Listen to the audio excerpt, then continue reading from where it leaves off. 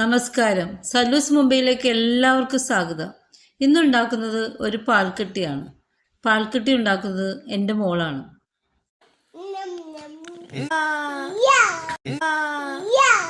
ഇന്ന് നമ്മൾ ഉണ്ടാക്കുന്ന മിൽക്ക് പുഡിംഗ് ബൈറ്റ്സ്. അപ്പോൾ അതിനാവശ്യമുള്ളത് നമ്മൾ സോസ് പാൻ ആദ്യം സ്റ്റൗവിലേക്ക് കയറ്റി വെച്ചു. എന്നിട്ടൊരു മീഡിയം ഹീറ്റിൽ വെച്ചിട്ട് നമുക്ക് ആവശ്യമുള്ള ആദ്യം 500 ml മിൽക്കാണ്. അപ്പം 500 ഇപ്പം എൻ്റെ കയ്യിൽ മെഷറിംഗ് കപ്പ് ഉണ്ട്, അതുകൊണ്ട് മെഷറിംഗ് ജാറിൽ ഒഴിച്ചിട്ട് ഇത് 500 ml മിൽക്കാണ്. നെക്സ്റ്റ് നമ്മൾ ഇടാൻ പോണത് 5 ടേബിൾ സ്പൂൺ പഞ്ചസാര. നെക്സ്റ്റ് ഇടാൻ പോണത് 5 ടേബിൾ സ്പൂൺ കോൺഫ്ലവർ ആണ്. അപ്പം ഇത് ടേബിൾ സ്പൂൺ ആണ് കേട്ടോ മെഷർമെന്റ്. അപ്പം ഞാൻ യൂസ് ചെയ്യണേ, അല്ലെങ്കിൽ നിങ്ങളുടെ കയ്യിലുള്ള സ്പൂണിന്റെ വലിയ സ്പൂൺ എടുത്താൽ മതി. അപ്പം നമ്മൾ കണ്ടല്ലോ, അപ്പം ഇതിന്റെ മെഷർമെന്റ് എന്ന് പറഞ്ഞത് 500 ml, 1/2 ലിറ്റർ പാലില് നമ്മൾ 5 tablespoon sugar equal to 5 tablespoon cornflour. അപ്പം ഇതാണ് നമ്മുടെ ആകെ നമുക്ക് ഈ 3 ഇൻഗ്രീഡിയൻറ്റ് മതി. നമ്മൾ ബോംബെയിലായാലും എനിക്കറിയില്ല വേറെ നാടുകളിലൊക്കെ എങ്ങനെയാ, പക്ഷെ ബോംബെയിൽ നമുക്ക് പാൽക്കട്ടി പറഞ്ഞിട്ട് അവരിങ്ങനെ റോഡ് സൈഡ് വിൽക്കണ കാണാം. അത് അവരിങ്ങനെ മുറിച്ച് ഇലയിലിട്ട് നമുക്ക് കഴിക്കാൻ തരും. അപ്പം അങ്ങനത്തെ ഒരു സോർട്ട് ഓഫ് റെസിപ്പിയാണ് നമ്മൾ ട്രൈ ചെയ്യണേ. എന്നിട്ട് ഒരു മീഡിയം ഹീറ്റിൽ ഇത് വിസ്ക് ചെയ്യുക.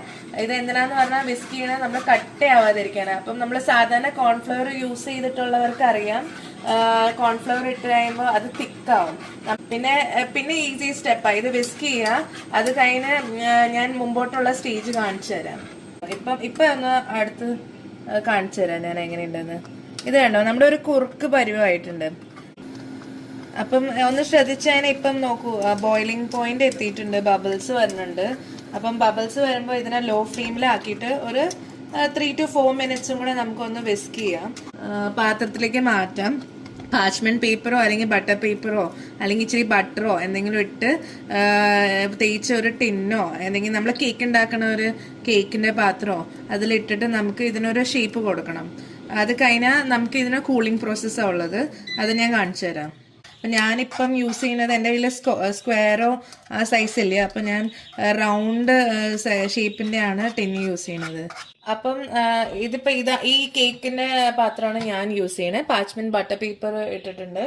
അത് കഴിഞ്ഞാൽ ചൂടോടെ നമ്മൾ ഇതിലോട്ട് ഒഴിക്കുക കേട്ടോ. അത് കഴിഞ്ഞിട്ട് നമുക്ക് ചെയ്യാനുള്ളതെന്ന് പറഞ്ഞു കഴിഞ്ഞാൽ ചൂടോടെ ഇത് ഇട്ട് കഴിഞ്ഞിട്ട് ഒന്ന് ചൂട് മാറി റൂം ടെമ്പറേച്ചർ ആവുമല്ലോ, ആ സമയത്ത് ഇതെടുത്ത് ഫ്രിഡ്ജിൽ വെക്കുക.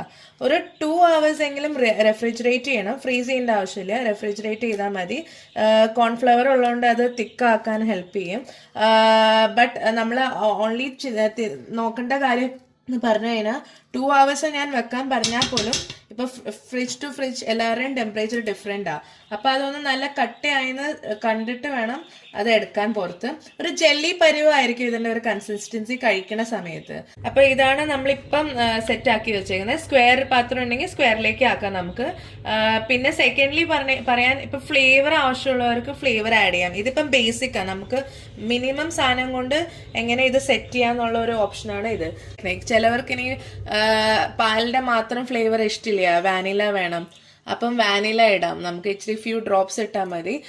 ഇനി അതല്ല, ചിലവർക്ക് ചോക്ലേറ്റ് ഇഷ്ടമാണ്, അപ്പം അതിൽ കൊക്കോ പൗഡർ മിക്സ് ചെയ്താൽ മതി. അല്ലെങ്കിൽ ചോക്ലേറ്റ് മെൽറ്റ് ചെയ്തോ നമ്മുടെ ഒരു ഡെയറി മിൽക്ക് എടുക്കാം, മെൽറ്റ് ചെയ്യുക, അല്ലെങ്കിൽ കുക്കിംഗ് ചോക്ലേറ്റ് എടുക്കാം, ആഡ് ചെയ്യാം. ഫ്രിഡ്ജിൽ വെച്ച് ഒരു 2 hours, പക്ഷെ അതിലും കൂടുതൽ വെച്ച് കൺസിസ്റ്റൻസി ജെല്ലി പരുവം തന്നെയായിരിക്കും.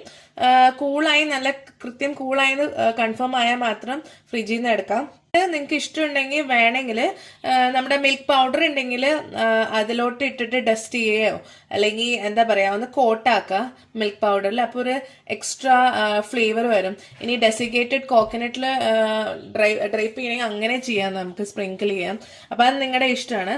എനിക്കിഷ്ടം നമ്മൾ ഈ റോട്ടി കിട്ടുന്ന പോലെ അങ്ങനെ തന്നെ പ്ലെയിൻ ആയിട്ട് കഴിക്കാനാണ്. അപ്പം നമ്മൾ ഫ്രിഡ്ജിൽ വെച്ച് പുറത്തെടുത്തു. നമുക്കൊന്ന് ഡീമോൾഡ് ചെയ്ത് നോക്കാം കേട്ടോ. സൈഡ്സ് ഒക്കെ നോക്കുവാണെങ്കിൽ നിങ്ങൾ കട്ടായി വരുന്നുണ്ട്, കണ്ടോ? അപ്പം ഇതാണ് നമ്മൾ കട്ട് ചെയ്തത്. ഇതിൻ്റെ കൺസിസ്റ്റൻസി കണ്ടോ? അതെ, നല്ല പാൽക്കട്ട പോലെ. ഇതിപ്പം ഷേപ്പ് നോക്കണ്ട, നമ്മളിപ്പം സ്ക്വയർ, ഞാൻ പറഞ്ഞ പോലെ സ്ക്വയറോ റെക്ടാങ്കിൾ സൈസ് ഷേപ്പിന്റെ ആയിരുന്നെങ്കിൽ അതനുസരിച്ച് വെച്ച് റൗണ്ട് മോൾഡ് ആകുമ്പോൾ കോർണേഴ്സ് കിട്ടാൻ പാടാ. ഇതാണ് നമ്മുടെ ഫൈനൽ പ്രൊഡക്റ്റ്. അപ്പോൾ ഇത് കഴിച്ചിട്ട് പറയാം കേട്ടോ. എങ്ങനെയുണ്ട് റിവ്യൂ? നല്ലൊരു ടേസ്റ്റാണ്. ഞാൻ ഉദ്ദേശിച്ച മാതിരി തന്നെ നന്നായി ഉണ്ടാക്കി വന്നിട്ടുണ്ട്. ബോംബെയിൽ കിട്ടണ നമ്മുടെ പാല് കട്ട മലായി മാതിരി വന്നിട്ടുണ്ട്. നല്ല ടേസ്റ്റാണ്, ഫ്ലഫിയാണ്. അതിൻ്റെ ടെക്സ്ചർ കാണുമ്പോൾ തന്നെ അറിയാറുണ്ട്. അതുപോലെ തന്നെ ടേസ്റ്റും നന്നായിട്ടുണ്ട്. So it's really good. So എനിക്ക് അവിടെ എല്ലാവരും ഇത് ട്രൈ ചെയ്യണം. അതെ അതെ. അപ്പം ഇറ്റ്സ് ഈസി ടു മേക്ക്. അപ്പം do try and let us know. അപ്പം ലൈക്ക് ചെയ്യുക, സബ്സ്ക്രൈബ് ചെയ്യുക, ഫോളോ ചെയ്യുക and keep supporting. Thank you. ഇവിടെ നമ്മുടെ ചെറിയ ആള് അത് ടേസ്റ്റ് ചെയ്യണ കണ്ടോ? ചൂടാന്ന ആളുടെ വിചാരം. ഇനി ഷെയറിംഗ് ആണ്.